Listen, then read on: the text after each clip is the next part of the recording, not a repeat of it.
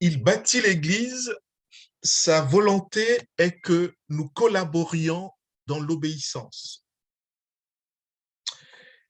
Il, notre Seigneur, c'est lui qui bâtit son Église et il veut que nous collaborions dans l'obéissance. Je vous invite à lire avec moi dans Actes, chapitre 8, les versets 26 à 40. Actes, chapitre 8, les versets 26 à 40. Je vais lire dans la version du Semeur. Un ange du Seigneur s'adressa à Philippe et lui dit, « Lève-toi, pars en direction du sud, prends la route qui descend de Jérusalem à Gaza, celle qui est déserte. » Il se leva immédiatement et se mit en route.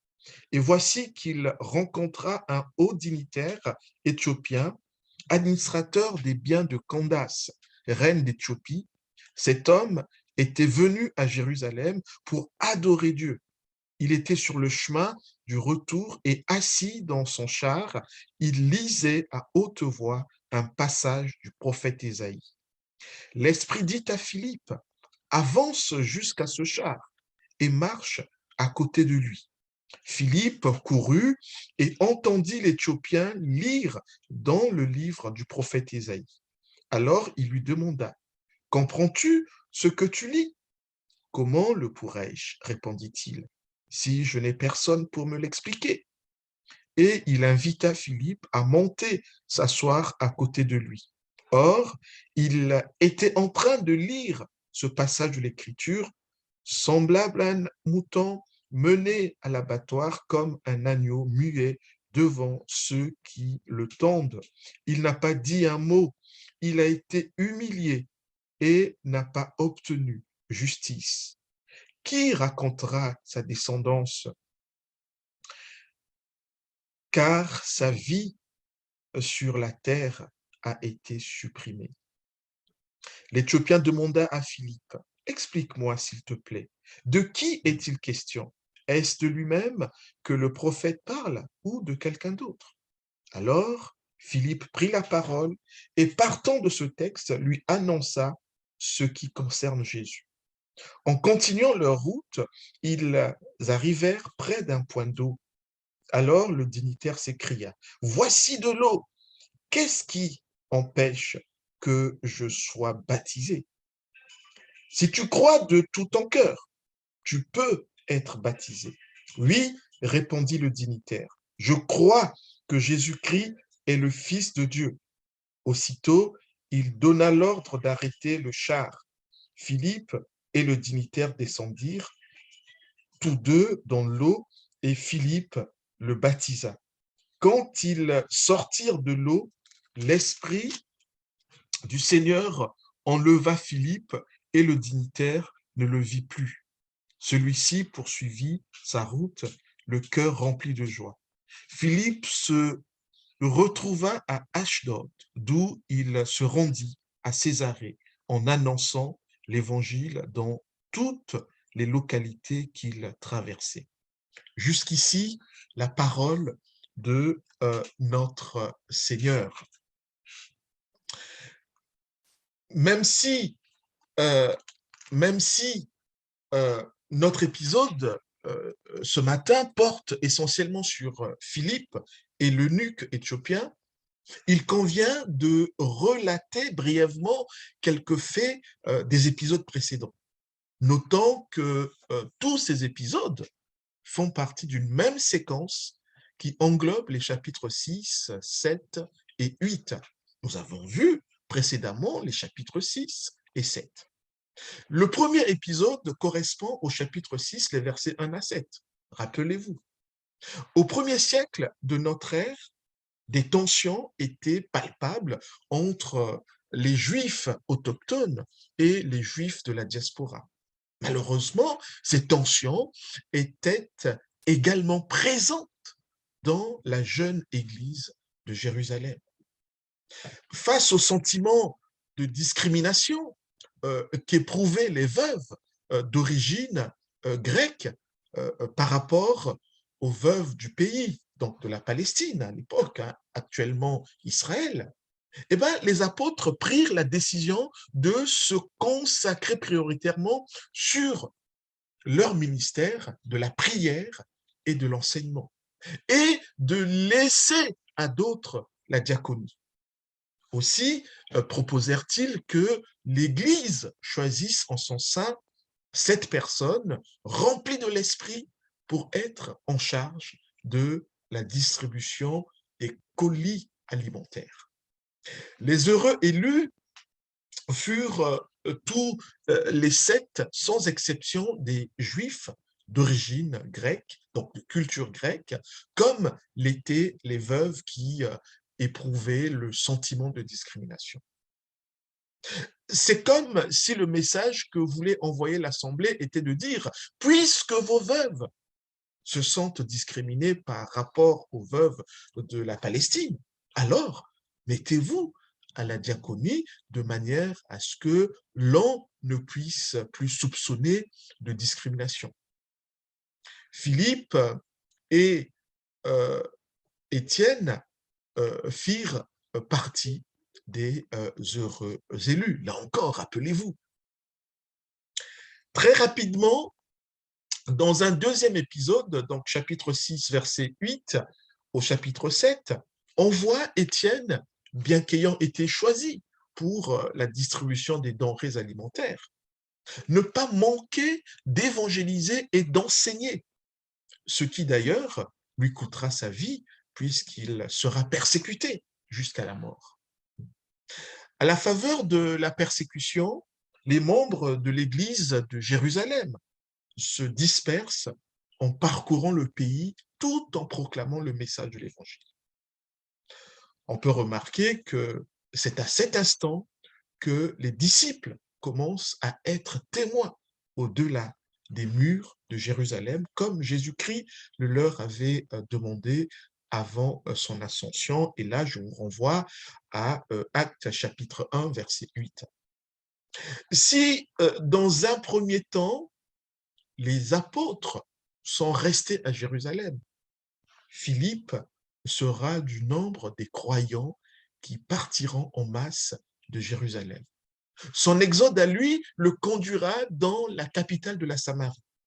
À travers l'enseignement et les miracles, Philippe va non seulement reproduire le travail des apôtres, mais surtout celui de Jésus-Christ.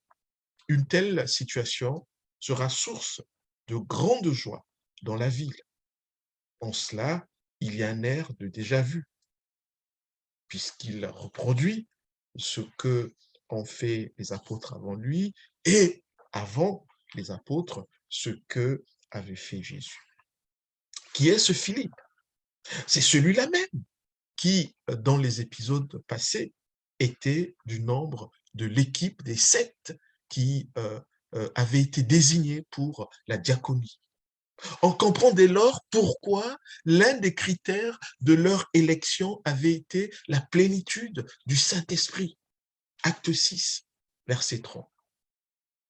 Avant l'arrivée de Philippe dans la ville, un magicien du nom de Simon, par ses tours, émerveillait les habitants et jouissait d'une grande audience, à telle enseigne que l'on disait de lui qu'il incarnait la puissance de Dieu.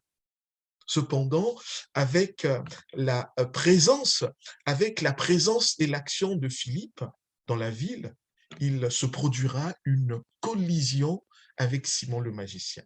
De cette collision, Dieu en sortira vainqueur au travers des actes de son serviteur Philippe. En effet, non seulement la population dans son ensemble, hommes et femmes compris, va adhérer au message du royaume de Dieu et de Jésus-Christ, avec en prime des baptêmes, mais aussi Simon, le magicien, va faire de même, remarquant que l'évangile et le baptême ne sont pas l'exclusivité d'un genre. Les hommes, comme les femmes, sont tous prétendants au baptême.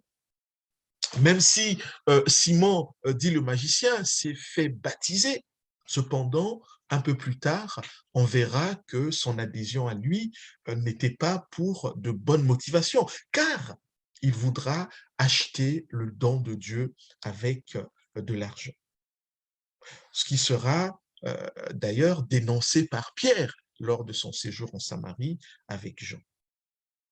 Cela nous fait dire que parfois, les pasteurs ont été roulés dans la farine en baptisant X ou Y qui n'étaient peut-être pas encore prêts ou qualifiés pour le baptême.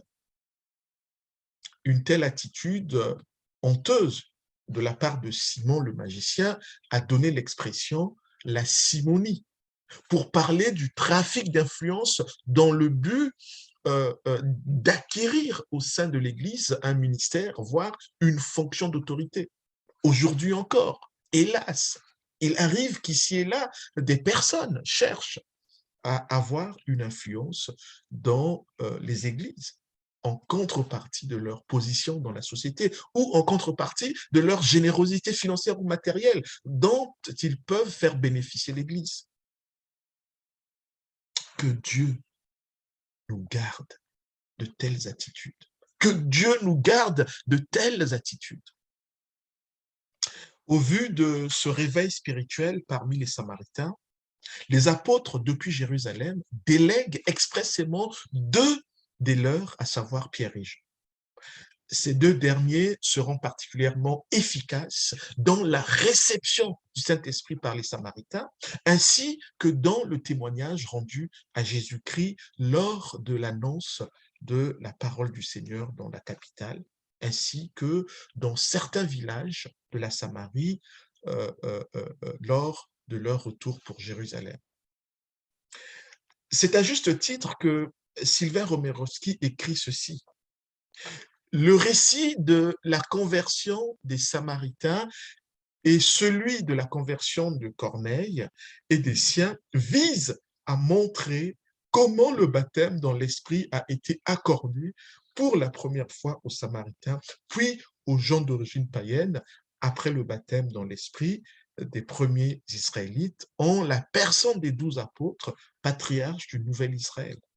Et un peu plus loin, il poursuit. Ainsi, des apôtres et Pierre, dans tous les cas, auront été présents lorsque le baptême dans l'Esprit a été accordé pour la première fois aux trois catégories de personnes mentionnées en Acte 1:8, à savoir les Judéens, les Samaritains et les païens. Cela entrait dans le rôle apostolique de patriarche du nouveau peuple de Dieu, comme nous l'avons déjà signalé. Que veut dire Sylvain ici? Il veut dire tout simplement que les 12 apôtres étaient des personnes qui avaient été choisies en tant que patriarches dans la nouvelle alliance pour ouvrir les portes de l'Église aux différentes catégories de population, ouvrir les portes de l'Église aux Juifs, ouvrir les portes de l'Église aux Samaritains, ouvrir les portes de l'Église aux païens. C'est pas innocent si, sous l'Ancienne Alliance, le peuple de Dieu s'est formé à partir de 12 tribus d'Israël, les enfants de Jacob, et que dans la Nouvelle Alliance, le peuple de Dieu se forme à partir des 12 apôtres. C'est pas innocent. Donc, c'est à partir de leur action que Dieu va bâtir son Église, d'où l'appellation de l'Église apostolique, c'est-à-dire que l'Église qui se base sur l'enseignement des apôtres que eux-mêmes ont reçu de Jésus. Notons que pendant toute la mission de Pierre et de Jean en Samarie, Philippe s'est fait discret. Ce qui est certain, c'est que Luc, le narrateur, l'a rendu silencieux, poussé par le Saint-Esprit dans la rédaction de ce livre. Ce silence peut être significatif en ce que, comme venait de le souligner Sylvain Romerowski, l'emphase devait être mise sur les apôtres, car c'est à eux que revenait la charge d'ouverture de l'Église aux 3 catégories de personnes mentionnées en Acte 1:8, à savoir les Judéens, les Samaritains et les païens. Dans le passage qui fait l'objet de notre méditation ce matin, il est à relever que malgré le succès de l'action de Dieu en Samarie, le Seigneur, par le canal d'un de ses anges, intime à Philippe l'ordre de quitter la Samarie pour la direction du sud en empruntant une route improbable.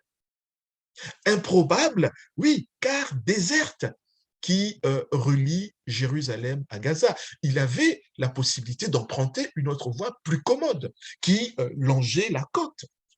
Mais il obéit en prenant cette voie. Philippe va s'exécuter.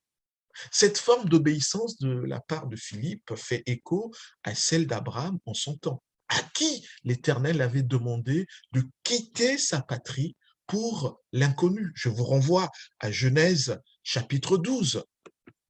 En effet, comme Abraham, autrefois, Philippe ici obéit sans se poser de questions, sans savoir ce qui l'attendait sur cette route. J'allais dire, mes amis, ayant la même rigueur dans l'obéissance que celle qui habitait Philippe et avant lui Abraham. Il arrivera aussi que parfois l'on doive quitter une œuvre qui connaît du succès. Nous ne serons pas appelés à quitter seulement lorsque tout ira mal. En obéissant, Philippe ne s'attendait pas à rencontrer une personne spirituellement assoiffée.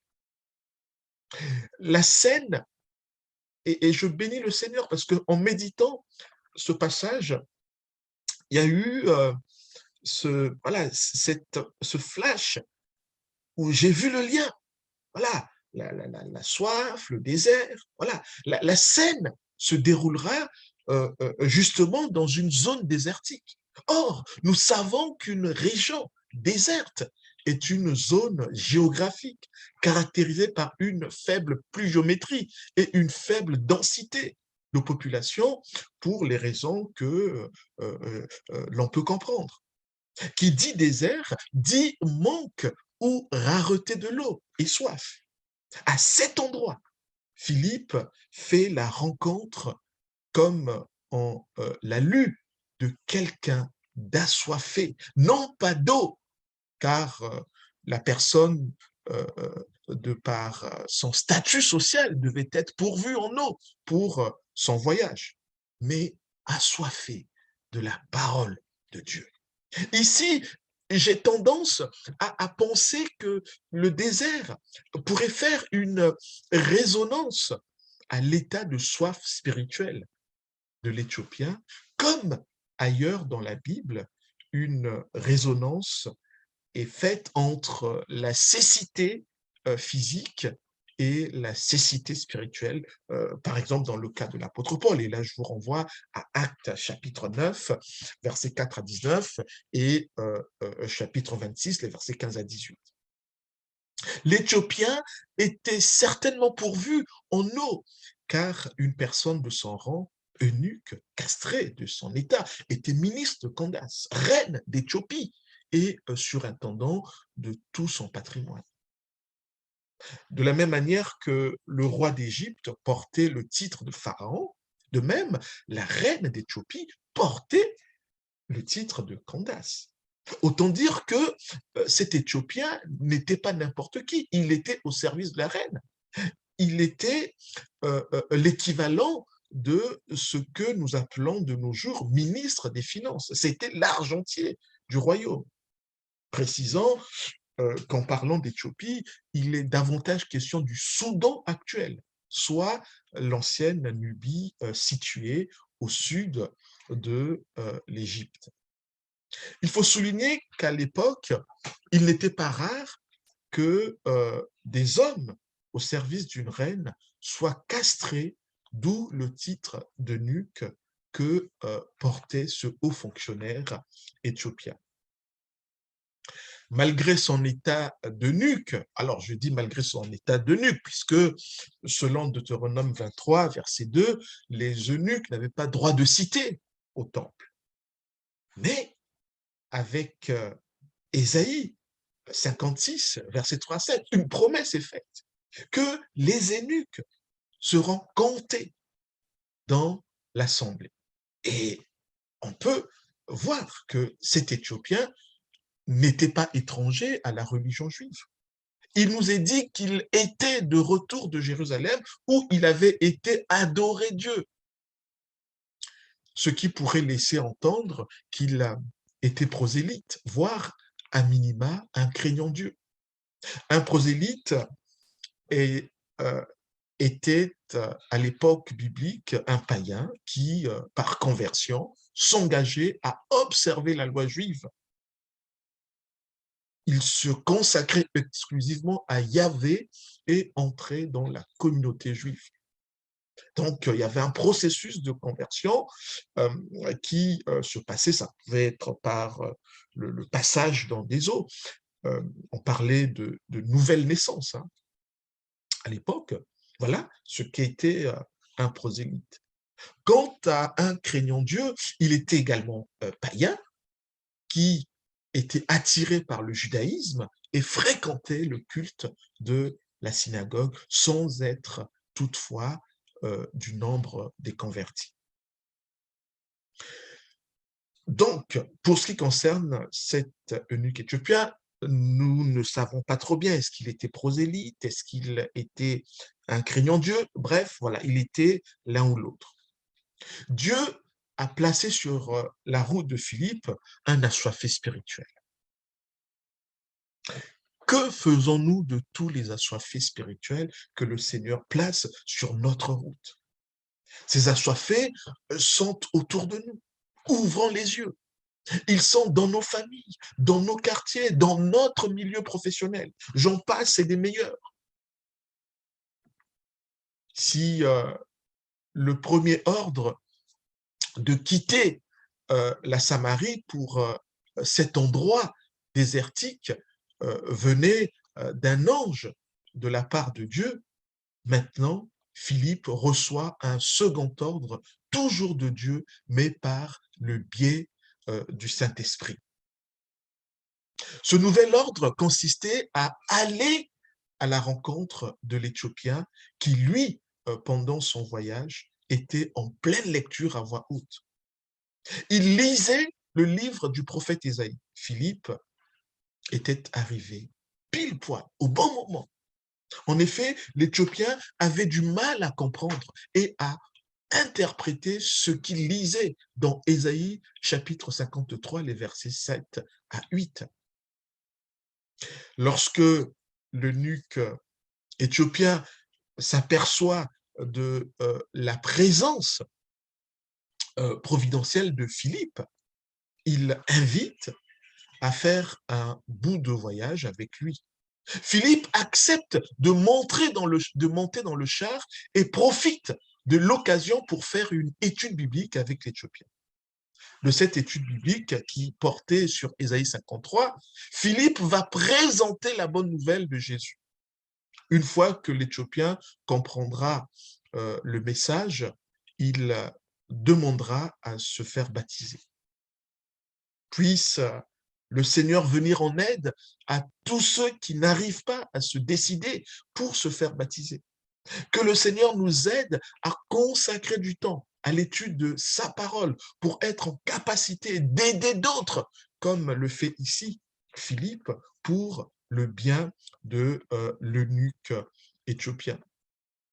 Cette demande du baptême était un signe que l'Éthiopien venait de placer sa confiance en Jésus-Christ.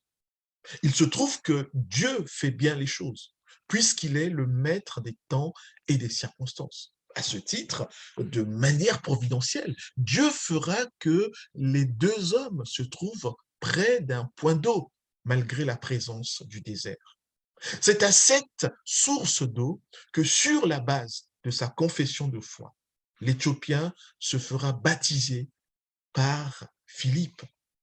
Alors, il est intéressant de noter que la présence d'un point d'eau coïncide avec le moment où la soif spirituelle de l'eunuque a été apaisée. C'est pas anodin. Si Dieu a permis que ces indices soient là, c'est pour que nous comprenions mieux sa pensée, ce qu'il veut nous dire. C'est-à-dire que le point d'eau arrive au moment où, oui, l'Éthiopien est sorti de sa soif spirituelle. Une personne ne peut se faire baptiser que si de sa bouche, elle déclare que Jésus est Seigneur et si dans son cœur, elle croit que Dieu l'a ressuscité. Et pour pouvoir croire cela, on a besoin de la parole de Dieu. On a besoin d'étudier la parole de Dieu, de comprendre la parole de Dieu. Cette rencontre avec Philippe sera une source de joie pour l'Éthiopien, car il aura non seulement compris l'Évangile et placé sa confiance en Jésus-Christ, mais il aura aussi fait l'expérience du baptême par immersion. Nous également, avec la puissance de l'Évangile, apportons de la joie autour de nous.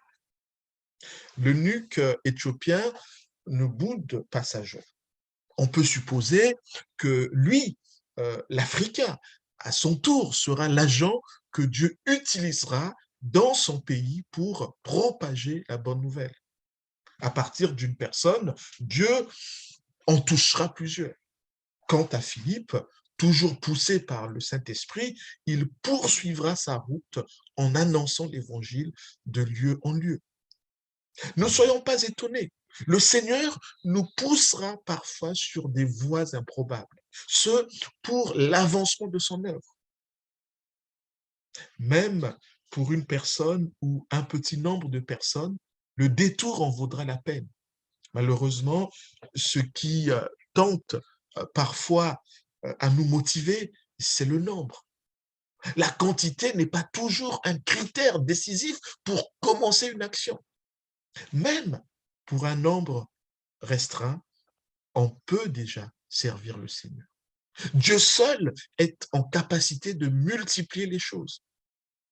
Je connais une église qui est certes petite par la taille, mais de cette église, plusieurs chrétiens ont été envoyés comme missionnaires, qui en Asie, qui en Afrique. Vous pouvez imaginer comment le Seigneur a pu multiplier les disciples à partir de cette petite église. Pendant que nous sommes séduits par la grande taille des églises, Dieu regarde ailleurs. La méga church, même si par ailleurs, Dieu fait aussi d'excellentes choses avec de très grandes églises, ce n'est pas pour autant l'unique moyen de la multiplication des disciples. Dieu peut faire éclore à partir d'une seule personne. On l'a vu avec Philippe et cet eunuque éthiopien. Nous pouvons supposer qu'à partir de l'investissement de Philippe dans la vie de cet Éthiopien, ce dernier aura été un facteur multiplicateur dans l'avancement de l'œuvre de Dieu en Éthiopie. Avant son ascension, Jésus-Christ ordonnera 3 injonctions à ses disciples. Actes chapitre 1, verset 8, je lis. Mais le Saint-Esprit descendra sur vous. Vous recevrez sa puissance et vous serez mes témoins à Jérusalem, dans toute la Judée et la Samarie et jusqu'au bout du monde.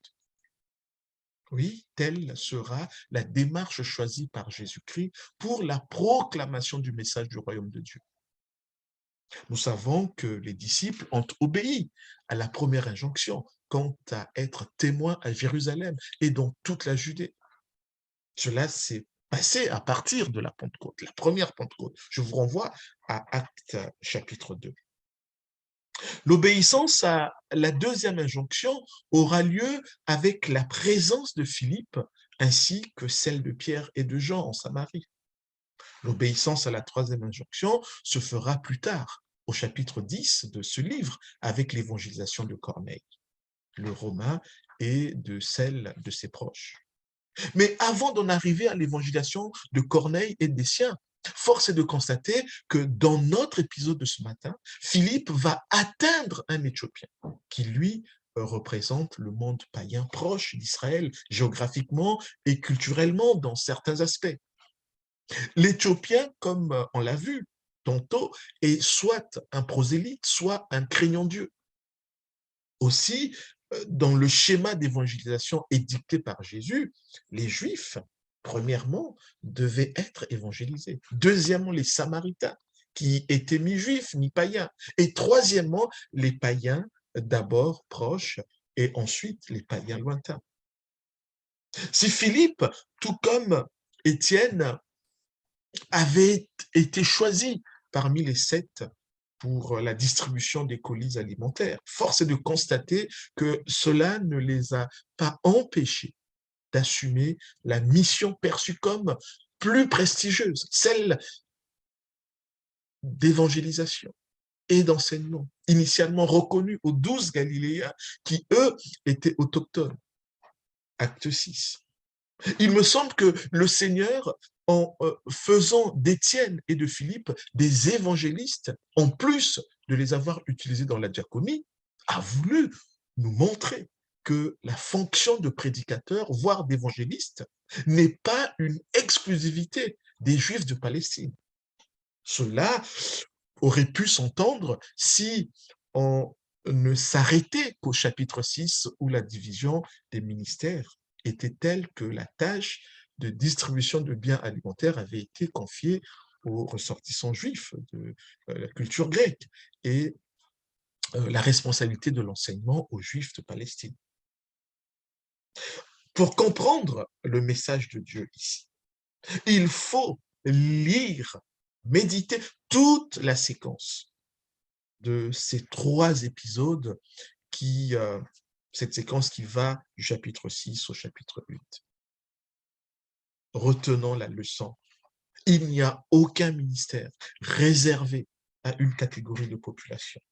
Dans nos églises, il n'y a pas de ministère pour les Américains et un ministère pour les Asiatiques. Il n'y a non plus un ministère pour les Noirs et un ministère pour les Blancs. On peut trouver des Noirs dans tous les ministères, comme on peut trouver également des Blancs dans tous les ministères. Tout dépend de la composition sociologique de l'Église. Que vraiment le Seigneur nous aide à poursuivre la méditation de ce passage, à continuer à creuser pour que nous soyons vraiment en phase avec sa pensée, lui, notre Dieu. Amen.